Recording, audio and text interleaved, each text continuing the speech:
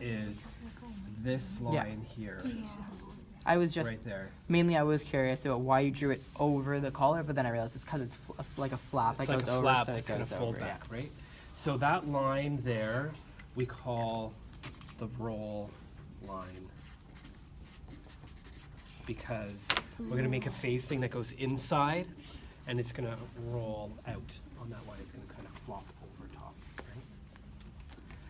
The point here, where your center front, this is still my center front line, just because we've added a button extension doesn't make this my center front. The center of the front is still here.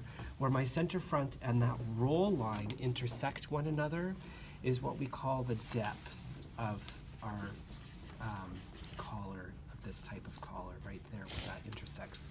So if you notice, you know, the collar breaks down here, but when the dress is buttoned closed, it only shows skin or the shirt or whatever that's underneath to a certain depth. And that represents how deep you're going to see through the neckline when you're making something, right?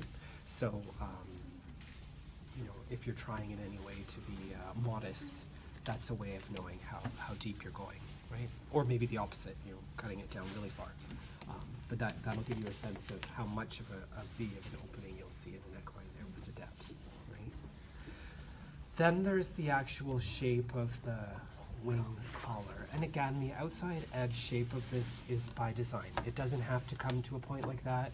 It could just be a smooth rounded thing. It could be scalloped along the edge if you want it to be. The outside edge shape of that is by design, whatever you want.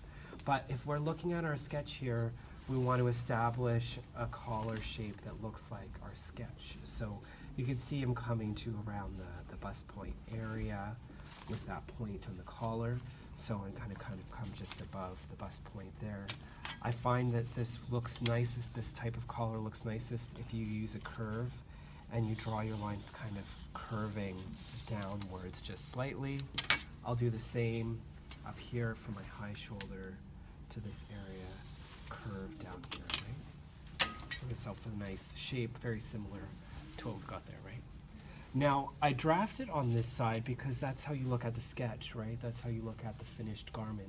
But in reality, for the pattern, this needs to be over here on the other side of our roll line, right? Because it's later gonna fold back, right? So what we do is fold back on the roll line, Trace it. and then trace through with your tracing wheel. Exactly. You don't have to do this. You could just draw it right on the outside, but it's very difficult to see the Where it will shape land, or yeah. where it will land. So it's much easier to do it that way first. And we exactly trace through where it will be.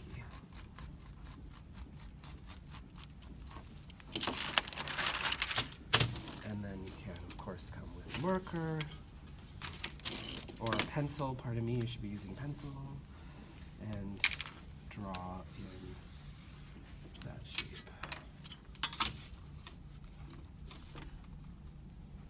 So if I recap for you guys, you're adding 3.5 inches for your button extension, so we can have a nice double-breasted jacket. You're going 2 inches down from the waist to find your break point. You're going to connect your break point with your high shoulder and label your roll line and label your depth. You can draw in the shape of your collar and fold it back, trace it through. Also, you'll draw in your princess legs for me, right? So I can let you guys go